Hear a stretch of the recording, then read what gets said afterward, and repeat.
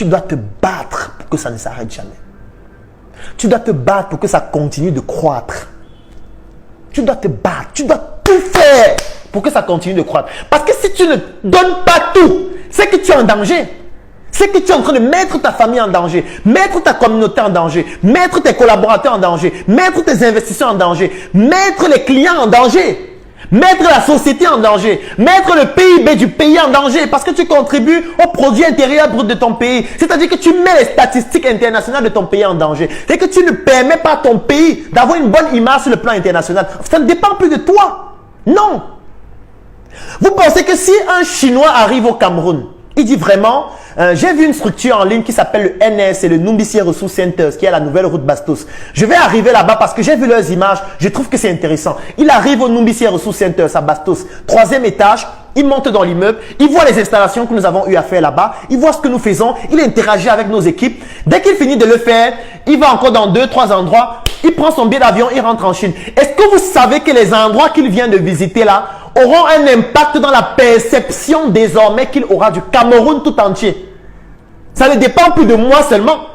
Parce que rien que le fait d'avoir visité ce que nous sommes en train de faire à Bastos, d'avoir visité un très bon supermarché, d'avoir visité un très bon restaurant, d'avoir visité des personnes agréables, des personnes qui lui parlent avec respect, des personnes humbles, des personnes qui l'orientent, des personnes qui ont besoin de faire en sorte qu'il bénéficie d'une expérience extraordinaire pendant son séjour au Cameroun. Rien que ça va permettre à ce que quand il va rentrer en Chine, il va dire « Waouh, j'étais au Cameroun, le Cameroun c'est un pays extraordinaire ».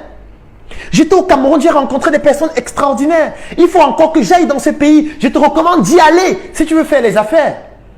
Vous voyez qu'au début, on le faisait peut-être pour nous.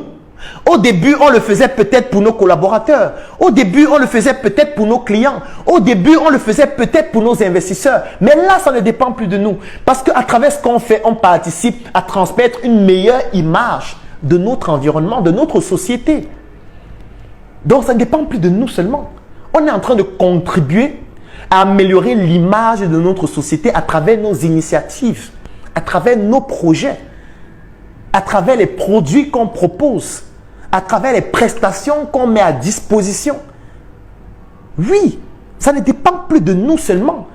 Donc, si nous sommes des excellents vendeurs, sur le plan microéconomique, ça va être très bien pour nous. On va gagner de l'argent, on va développer nos activités, on pourra recruter plus de personnes, on pourra créer un réseau beaucoup plus grand, on pourra permettre à nos investisseurs de gagner plus d'argent, à nos collaborateurs de pouvoir s'étendre plus facilement et eux aussi de gagner plus d'argent, à nos clients de pouvoir bénéficier d'une qualité de produit et d'une qualité de service optimale. Mais ça, c'est sur le plan microéconomique. Maintenant, sur le plan macroéconomique, qu'est-ce qui va se passer? On va contribuer à réduire le chômage. Parce que plus on vend, plus on s'étend, plus on recrute de personnes et plus on contribue à réduire le chômage. Lorsque nous sommes dans un environnement comme le Cameroun où un employé qui a un emploi décent nourrit en moyenne 10 autres personnes. Ça veut dire que si on recrute 10 personnes, on fait vivre 100 personnes. Si on recrute 100 personnes, on fait vivre 1000 personnes, dont 100 directement et 900 indirectement. C'est de ça qu'il s'agit. C'est de ça qu'il s'agit. Ça veut dire que sur le plan macroéconomique, on contribue à la réduction du chômage lorsqu'on est un excellent vendeur. Sur le plan macroéconomique, on contribue à développer le produit intérieur brut de notre environnement.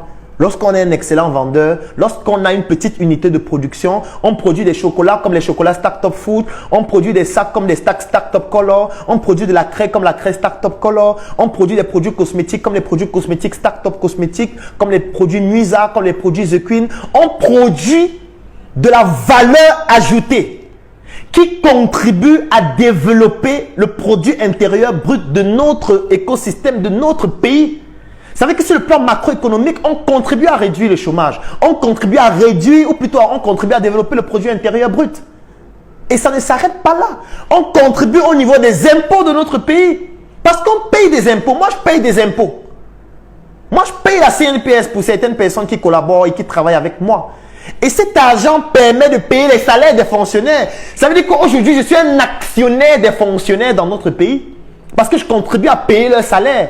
Nous contribuons à payer leur salaire. Nous contribuons à payer le salaire des ministres. Nous contribuons à payer le salaire du chef de l'État. Nous contribuons à payer les salaires des personnes qui nous offrent les prestations publiques. Et plus nous allons être des excellents vendeurs, plus nous pourrions contribuer de manière beaucoup plus importante. Et lorsqu'on commence à être des financiers de notre écosystème, des financiers de notre société, on peut commencer à imposer nos conditions. On peut commencer à dicter comment est-ce qu'on veut que la société fonctionne. Si votre père vous finance, il va vous dicter l'heure à laquelle il faut rentrer à la maison. Si votre père vous finance, il va dicter dans l'école où vous allez fréquenter, puisque c'est lui qui paye. Si votre père vous finance, il va vous dire quel est le type de vêtements qu'il ne voudrait pas que vous puissiez porter chez lui. Si votre père vous finance, il va vous dire, je ne veux pas que tu rentres avec les garçons à la maison. Je ne veux pas.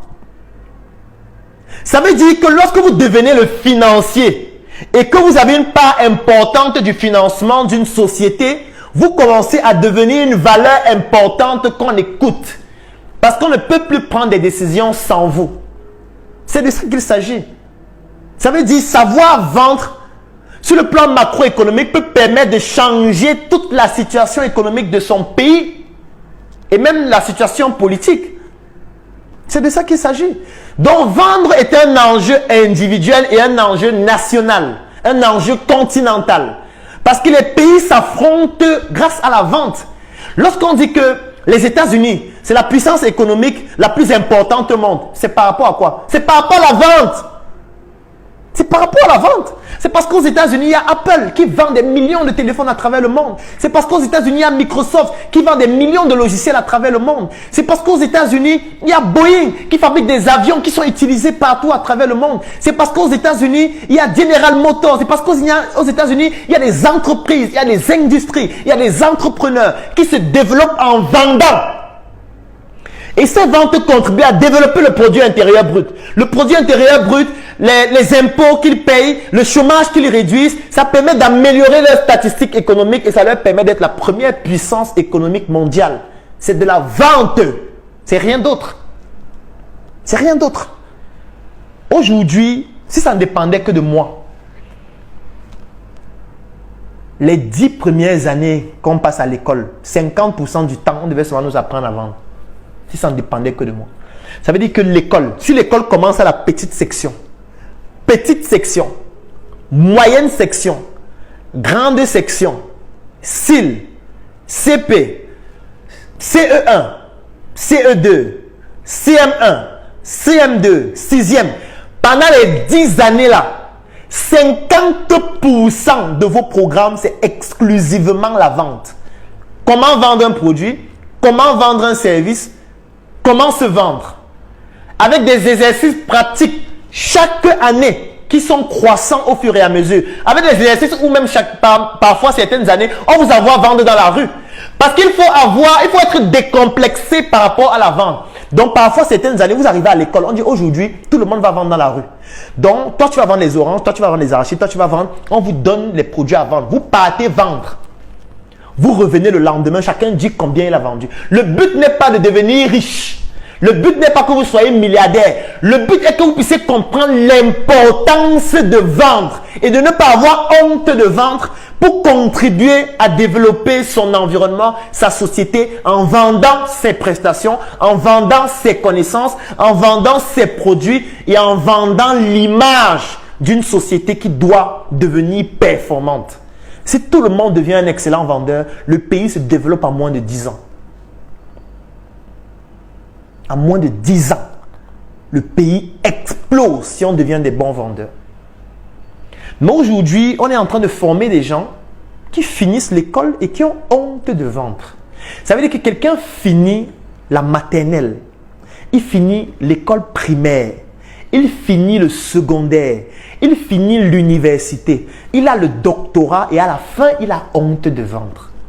À la fin, il dit « j'ai l'honneur ». À la fin, il dit qu'il n'a pas d'emploi. À la fin, il dit qu'il y a le chômage.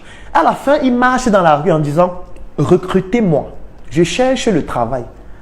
Vous voyez ça? C'est juste parce qu'il ne sait pas vendre. C'est parce qu'il ne sait pas se vendre. C'est parce qu'il ne sait pas qu'aujourd'hui, il y a tellement de solutions possibles au point où la dernière solution doit être de chercher le travail. Ça doit être la dernière solution après avoir essayé toutes les autres. Chercher le travail doit être la solution qui vient en numéro 60 sur une liste de 60 choses à faire. C'est-à-dire que aujourd'hui, je peux lister 60 choses à faire Et chercher le travail est la 60e chose. Parce qu'il y a des choses beaucoup plus pertinentes à faire. Avec tout le respect que j'ai pour ceux qui demandent du travail, avec tout le respect que j'ai pour les salariés, avec tout le respect que j'ai pour les fonctionnaires. Mais on peut bien s'en sortir sans forcément l'être. Il y a tellement d'activités possibles. Sauf que pour pouvoir le faire, il faut être un bon vendeur. Et étant donné que je ne peux pas changer le système éducatif aujourd'hui, je ne peux pas dire ce que je dis là et à la rentrée prochaine, on change le système. Vous les parents, apprenez à vos enfants la vente. Je ne suis pas en train de vous demander de les exposer en route, de leur dire d'aller se balader en route avec tous les risques la nuit, les plateaux sur la tête. Pas nécessairement. Aujourd'hui, il y a les nouvelles technologies. Aujourd'hui, un enfant peut vendre en ligne. Aujourd'hui, un enfant peut vendre sur Internet. En restant à la maison, il n'a même pas besoin de sortir. Aujourd'hui, un enfant peut vendre ses compétences, peut vendre ses connaissances. Moi, je vois parfois des enfants qui dessinent de manière excellente. Vous voyez un enfant qui est en 5e, il fait des tableaux magnifiques. Mais aidez votre enfant à montrer son talent aux yeux du monde sur Internet. Même s'il ne gagne pas d'argent, au moins ça fait qu'il va grandir en notoriété. Il va grandir en notoriété. Vous vous imaginez si vous avez votre enfant qui est un très bon dessinateur. Il dessine de manière excellente. Vous lui dites, ok, ce qu'on va faire est très simple. Je vais te montrer des personnalités que tu vas dessiner, des personnes qui sont connues. Ça peut être Claudel qui dessine.